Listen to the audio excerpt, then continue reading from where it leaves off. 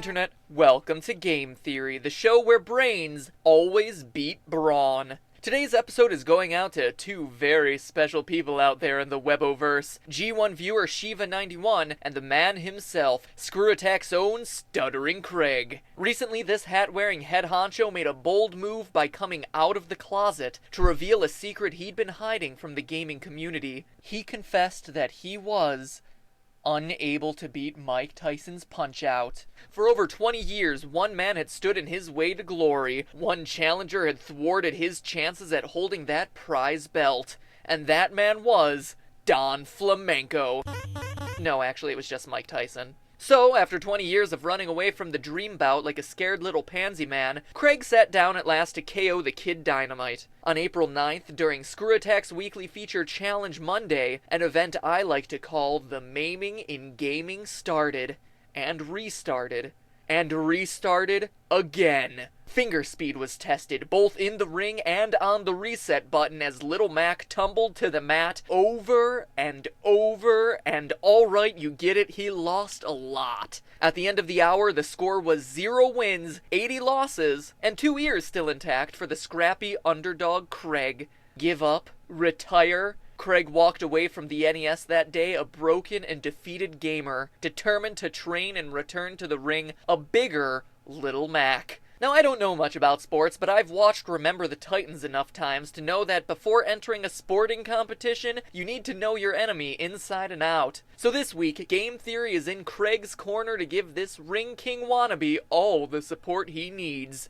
Can analyzing Tyson's real-life fights help Craig take down the 8-bit champ and finally get the 20-year Iron Mike monkey off his back? Let's find out. At the risk of sounding like a Chinese philosopher, in order to understand how a man fights, we must first understand why he fights. Offensive and unfunny. Par for the course on Game Theory. Anyway, Mike fights because he's insecure. As a kid, he was constantly harassed because of his high-pitched voice and infamous lisp. I wish one of your guys had children so I could kick them in the and head or stomp on their testicles so you could feel my pain, because that's the pain I had. But just to guarantee he had that kick me sign firmly planted on his back, his hobby as a kid was raising pigeons. That's right, hiding behind that awkward face tattoo is a girly-voiced bird keeper who can't pronounce the letter S. In fact, his first fight was with a bully who popped the head off of one of his pigeons.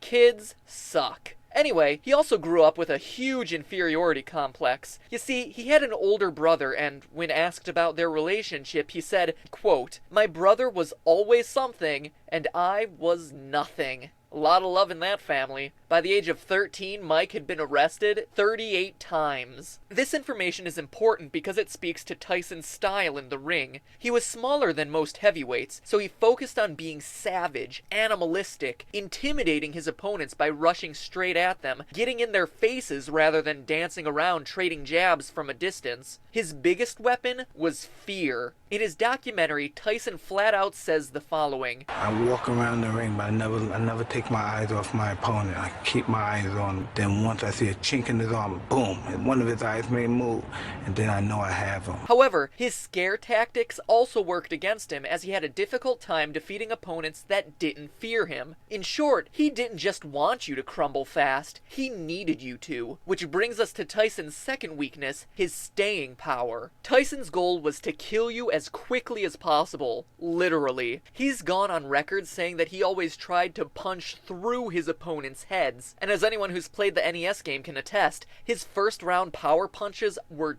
deadly. An unbelievable 41% of Mike Tyson's fights ended in the first round. 41%. Another 12% ended in the second. But if you were lucky enough to last past those first few rounds, your chances improved tremendously. The man only ever lost 6 fights, and 5 of those losses came after the 4th round. To show just how fast of a fighter Tyson was, compare him to Muhammad Ali. Ali fought 56 bouts, Tyson 58. However, Ali fought in 541 rounds, while Tyson only fought in 211. That's a 330 round difference for Ali in 2 less fights. Many fans of Iron Mike say it's because of his speed in the ring, but Tyson has stated differently. Quote, I had a lung problem. That's why my fights didn't last long. So pro tip 2 against 8-Bit Mike, wait him out. Survive his initial onslaught, then hit him hard in the later rounds. Next, his technique. Tyson utilized what's known as a peekaboo style, hiding behind his hands to protect his face and body, only coming out to deliver maximum punishment. He stayed low to minimize his size as a target, making body blows difficult and ineffective, and he was able to avoid many of his opponent's punches by bobbing at a speed only rivaled by the gyrations of Super Macho Man's pecs.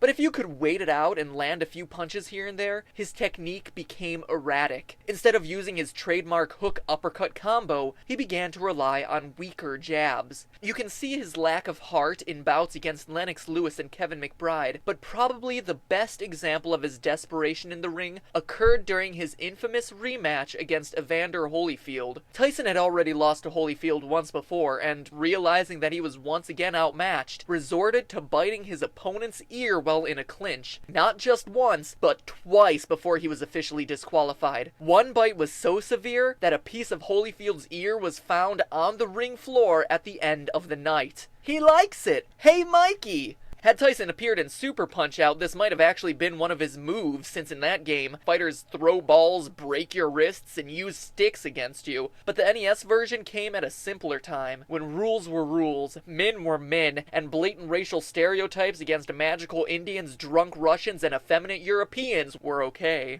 And that leads us to Tyson's fourth and final weakness, fornicating. I normally don't do interviews with women unless I fornicate with them. So you shouldn't talk anymore. Unless you wanna. The guy loves to fornicate. Can I at least get a blowjob? It doesn't help us out at all, but I figured I should mention it. I won't talk nice to you and talk about fornicating with you. So knowing all this, it's time to re-enter the ring. In the famous words of this guy. Let's get ready to rumble! Get ready to rumble!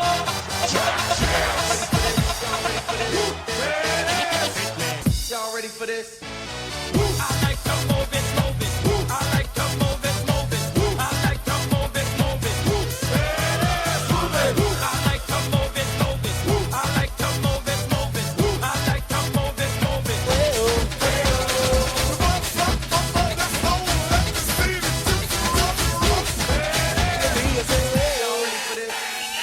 At the 25, breaks a couple of tackles. Headlock at it, go! Headlock at it, go! He could go all the way!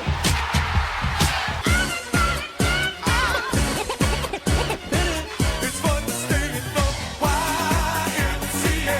It's fun to stay in the YMCA. They have everything for your men to enjoy. You can hang out with all the boys. Let's get ready to rumble.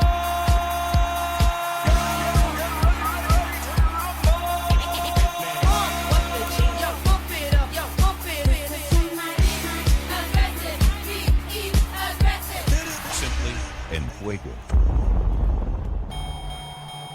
So, all in all, playing Mike Tyson's Punch-Out gives you an extremely accurate idea of the strategy you need to beat the champ. But hey, it's just a theory. A game theory. Thanks for watching. Bangkok, Oriental setting, the city don't know what the city is getting. The creme de la creme of the chess girls in the show with everything but you grinning, you know? Time flies, doesn't seem a minute since the turnaround bars at the chessboard, minute. All change, don't you know, when you play at this level, there's no ordinary venue. In Iceland, or the Philippines, or Hastings, or this place. One night